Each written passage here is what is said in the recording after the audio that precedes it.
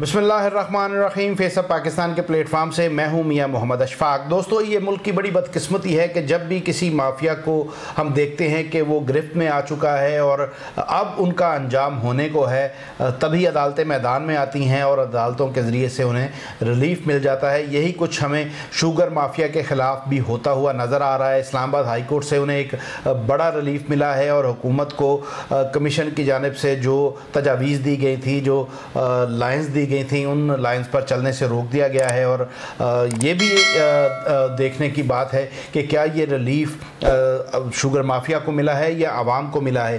क्या अदालतें sugar mafia को रिलीफ देने जा रही हैं या कमीशन में छुपे हुए वो हकायक जो हुकूमत की तरफ से बयान नहीं किए गए, उन हकायक से पर्दा उठने जा रहा है। क्या ये कमीशन मखसूस लोगों के ख़िलाफ़ था या उन लोगों के ख़िलाफ़ था जिन्होंने आवाम की जेबों से अरबों रुपए निकाल लिए थे।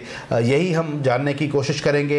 इस तमाम सूरत हाल को इंतहाई करीब से देखा हमारे इंतहाई सीनियर सहाफ़ी इस्लामाबाद से एहतशाम कियानी सुप्रीम कोर्ट को कवर करते हैं। आज कमरा अदालत में मौजूद थे।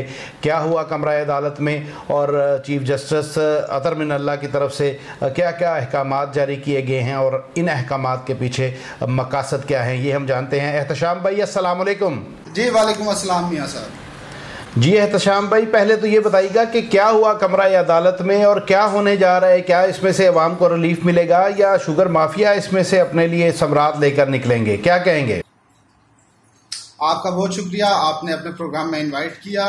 मैं आपको बताता हूँ शॉर्टली कि ये हाई कोर्ट में रिलीफ लेने के लिए शुगर मिल्स एसोसिएशन की जानिब से दरख्वास्त दायर की गई थी। अब आज जब समाअत का आगाज हुआ तो अदालत ने ये पूछा कि दलाइल में क्या कहना चाहते हैं शुगर मिल एसोसिएशन के जो वकील हैं वो। तो उन्होंने ये अदालत को बताया कि जो कमीशन तश्कील दिया गया था वो वफाकी हुकूमत की जानिब से तश्कील दिया गया और वो वफाकी हुकूमत का कमीशन, उसका जुरिस्डिक्शन नहीं था जहां तक उसने काम किया है।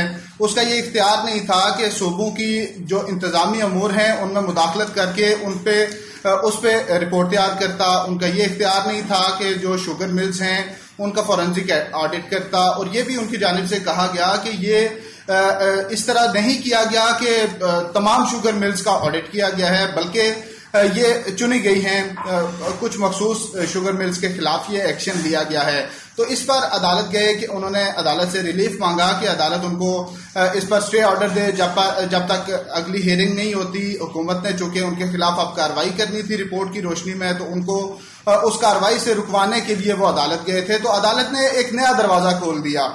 जब अदालत में समाअत हो रही थी तो चीफ जस्टिस अतर मिन अल्लाह ने ये पूछा कि ये बताएं कि ये कमीशन क्यों तश्कील दिया गया था। जिस पर बताया गया कि चीनी महंगी हुई तो उस पर कमीशन तश्कील दिया गया। जिस पर चीफ जस्टिस ने ये रिमार्क्स दिए कि चीनी गरीब आदमी की भी जरूरत है, बल्कि बेसिक नीड है, तो उसकी कीमत 85 रुपए तक बढ़ गई है। तो अब जब एक कमीशन भी बना, उसने रिपोर्ट पेश की, तो उस रिपोर्ट में गरीब आदमी के लिए कोई रिलीफ नहीं है। चीनी की कीमत कम करने से मुतल्लिक कोई रिकमेंडेशंस नहीं है। तो अब इस पे ये अदालत ने किया कि अदालत ने मशरूत रिलीफ दिया है। अब 10 दिन के लिए रिलीफ मिला है शुगर मिल्स को कि 10 दिन के बाद अब वफाक को नोटिस जारी करके वफाक का मौकिफ सुना जाएगा और दीगर जो फ्रीकैन हैं उनको भी नोटिस जारी कर दिया है। लेकिन अदालत ने यह हुक्म दिया है कि अगली समाअत तक अब चीनी जो है वो 70 रुपए फी किलो मिलेगी। अब 10 दिन के लिए ये अवाम के लिए रिलीफ है। चीफ जस्टिस ने चूंकि इस बात को मद्देनजर रखा कि इसमें अवाम को रिलीफ दिया जाना चाहिए जो रिपोर्ट की रिकमेंडेशंस हैं उनमें उस तरफ वो जो मोस्ट इम्पॉर्टेंट एस्पेक्ट है उसको मिस किया गया है। तो अब अदालत ने उस तरफ तवज्जो दिलाई है। अब वफाक का और दीगर जो फ्रीकैन है उनका जवाब आने दें तो उसके बाद पता चलेगा कि इस कार्रवाई का रुख जो है वो किस तरफ मुड़ता है। एहतशाम, यहाँ पर मेरे जहन में एक सवाल उभर रहा है कि बज़ाहिर तो ये बड़ा सुनने में अच्छा लगता है कि इस्लामाबाद हाईकोर्ट की तरफ से ये कहा गया है कि कमीशन की रिपोर्ट में पब्लिक के लिए किसी किस्म का रिलीफ नहीं है। लेकिन दूसरी तरफ अगर इस्लामाबाद हाईकोर्ट नैब, FIA या दीगर इन्वेस्टिगेटेड इदारे हैं उनको काम से रोकता है, हुकूमत पर इस केस पर मजीद पेशरफ से रोकता है, तो ये असल में रिलीफ शुगर माफिया को है, क्योंकि ये तासुर था, ये खदशात जाहिर किए जा रहे थे कि ये शुगर माफिया गुज़िश्ता कई सालों से इस मुल्क को इसी तरह के बहरान पैदा करके लूटता रहा है, और इस लूटने की जो तहकीकात हो रही थी उन तहकीकात को अगर रोक देंगे और बज़ाहिर तासुर ये देंगे कि आप 10 या 15 रुपए की चीनी की कीमत में कमी का रिलीफ दे रहे हैं, तो ये तो बज़ाहिर ऐसे लगता है कि ये असल में शुगर माफिया को रिलीफ दिया जा रहा है। आप क्या कहेंगे? देखिए, अदालत में जब कोई केस आता है तो उस दरखास्त में ये लिखा जाता है कि जब तक अदालती फैसला नहीं आ जाता इस केस को, तब तक इस पर कोई कार्रवाई ना की जाए। तो इस अदालत में भी जो केस आया है उसमें शुगर मिल्स एसोसिएशन की जानिब से यही अदालत से इस्तदा की गई है कि जब तक अदालत इस पर किसी नतीजे पर नहीं पहुंचती तब तक उनको, हुकूमत को उनके खिलाफ कार्रवाई से रोका जाए। तो अब तरीकाकार ये है कि चूंकि 10 दिन की डेट हुई है तो किसी के साथ नाइंसाफी ना हो जाए, इस चीज को अदालत ने मद्देनजर रखना होता है। तो अब 10 दिन के लिए इसलिए हुक्म इम्तना जारी किया गया है कि हुकूमत कोई कार्रवाई नहीं करेगी। 10 दिन के बाद जब हुकूमत का जवाब भी आ जाएगा, दीगर जो फ्रीकैन है उनका जवाब आ जाएगा, तो उसके बाद अदालत इस केस को आगे लेके चलेगी, और जब अदालत जिस नतीजे पे पहुंचेगी तो उसके बाद डिसाइड हो जाएगा कि अगर शुगर मिल्स एसोसिएशन की जानिब से जो दरखास्त है अगर वो दुरुस्त है, उनका मौक़िफ़ दुरुस्त है, तो उनके हक में फैसला आएगा और उनके खिलाफ हुकूमती कार्रवाई नहीं हो सकेगी। अगर वो कार्रवाई उससे पहले हो जाती है और वो दुरुस्त साबित होते हैं तो उनके साथ नाइंसाफी होगी। लेकिन अगर हुकूमत की ये रिपोर्ट जो है इसको हक बेजानब अदालत की जानिब से करार दिया जाता है तो वो कार्रवाई बाद में भी हो सकती है, नैब को केसेस बाद में भी जा सकेंगे, FIA को भी जा सकेंगे। तो इसलिए अदालत ने आज इतना रिलीफ तो दिया है 10 दिन के लिए जो शुगर मिल्स के मालकान हैं उनको, लेकिन उस रिलीफ को भी मशरूत इसलिए किया गया है क्योंकि चीनी महंगी मिल रही है। अब 10 दिन का रिलीफ ही है, लेकिन अवाम को रिलीफ देने के लिए इसको मशरूत कर दिया गया है। अब 10 दिन के बाद जो जवाबात आएंगे फ्रीकैन की जानिब से, जिसमें जो कमीशन बनाया था उसके मेंबरान को भी फ्रीक बनाया गया है, जो मोस्ट इंपॉर्टेंट हैं, वाजिद ज़िया DG FIA, वो इससे पहले अहम केसेस की तहकीकात तफ्तीश वो भी कर चुके हैं, तो अब इस केस में भी उन्होंने तफ्तीश की है तो उनको भी इसमें फरीक बनाया गया है, और दीगर जो मेंबरान हैं वो भी फरीक हैं। तो वो अपना जवाब अदालत में जमा कराएंगे, उसके साथ वफाकी हुकूमत का जवाब आएगा, दीगर इदारे जो इसमें फरीक हैं उनका जवाब भी आएगा। तो उन जवाबात को भी मद्देनजर रखा जाएगा। अगर जरूरत पड़ी तो अदालत उनको जाती हैसियत में अदालत तलब करके भी उनसे जो उनकी जानिब से जो उनके दलाइल हैं या जो उनका पॉइंट ऑफ व्यू है वो भी सुना जाएगा।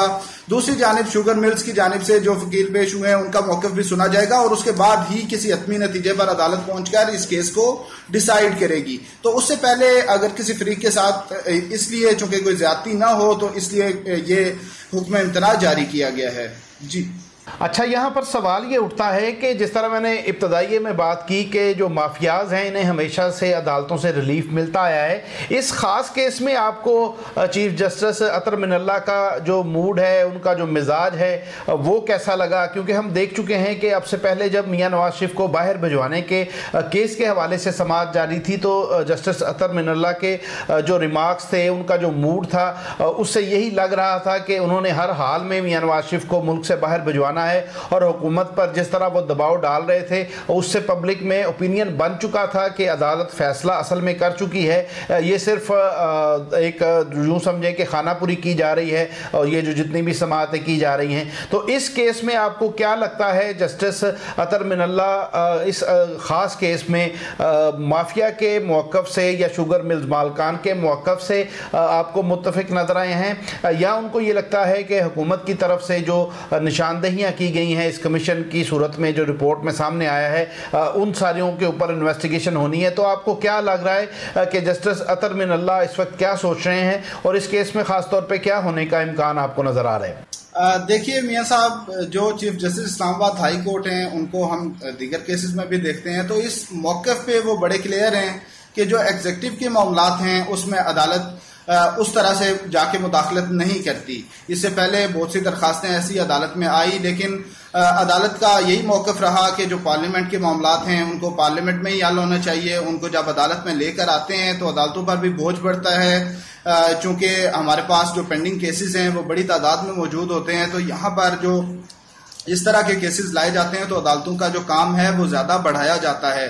आज ये रिमार्क्स भी दिए गए कि एग्जीक्यूटिव के मामलात में अदालत मुदाखलत नहीं करती, लेकिन ये मैटर इस तरह का है जो पब्लिक इंपॉर्टेंस का है। तो पब्लिक इंपॉर्टेंस के मैटर में अदालत ने इंटरफेरेंस की और अदालत ने मैं माजरत चाहता हूँ, अदालत ने अब नोटिस जारी किए हैं हुकूमत को भी, दीगर फ्रीकैन को भी, और उनका मौक़िफ़ जानने के लिए कि वो क्या मौक़िफ़ इख्तियार करते हैं। और जो शुगर मिल एसोसिएशन है, आपने बात दुरुस्त की कि उनको चूँकि मुबैना तौर पर उनको माफिया करार दिया जा रहा है और उनकी जानिब से बड़े वकीला को हायर किया गया है। मखदूम अली खान जो कि एक बड़े वकील हैं, उनके साथ सलमान अकरम राजा, तो ये वकीला होंगे उनकी तरफ से। उन्होंने अदालत में जब वो खड़े होंगे तो उनका अपना एक स्ट्रेचर भी होता है, तो उन्होंने उस हिसाब से इस केस को लेके चलना है। लेकिन अब अदालत ने चूँकि इस केस की दोनों साइड्स को देखना है, तो इसलिए नोटिस जारी किए गए हैं और जवाब मांगा गया है। अब अगली हियरिंग जो होगी वो इम्पोर्टेंट होगी, उसके बाद फिर हम बेहतर इस पोजीशन में होंगे कि ये बता सकते हैं कि अदालत किस तरफ इस केस को लेकर जा सकती है।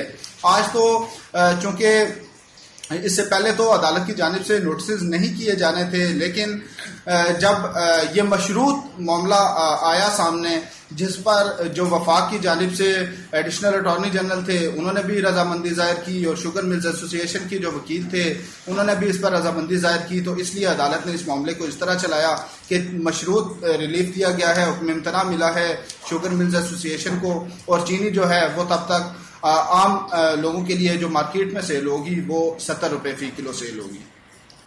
अच्छा एहतशाम, ये तो हो गई कमरा अदालत की बात। कमरा अदालत से बाहर जो सिचुएशन है उसमें ज़ाहिर है आपने अदालत में वकला के जो दलाइल हैं वो भी सुने हैं शुगर मिल्स मालकान के, और उसके बाद आपने वो रिपोर्ट भी पढ़ी होगी जो शुगर माफिया कमीशन की जो रिपोर्ट आई थी। आपने दलाइल और रिपोर्ट की रोशनी में अगर आपको देखें तो आप क्या समझते हैं कि क्या होने जा रहा है, और क्या इस कमीशन के अंदर रिपोर्ट में इतने मजबूत दलाइल हैं कि इसमें से अवाम को रिलीफ मिलेगा, या वकला के दलाइल इतने मजबूत हैं कि आपको ये लगता है कि हुकूमत की तरफ से ये जो कमीशन कायम किया गया था ये वो नतायज हासिल नहीं कर सका जिन नतायज को हासिल करने के लिए इसको जो है वो बनाया गया था। तो क्या समझते हैं, क्या इसमें से पब्लिक को रिलीफ मिलेगा या शुगर माफिया इसमें से फ़ायदा उठाएंगी? जी देखें, जो कमीशन की रिपोर्ट है उसका सामने आना ये बड़ा इम्पोर्टेंट चीज़ है, क्योंकि इससे पहले बहुत सारे कमीशंस बनते रहे हैं लेकिन उनकी रिपोर्ट्स जो थी वो कभी सामने नहीं आई थी।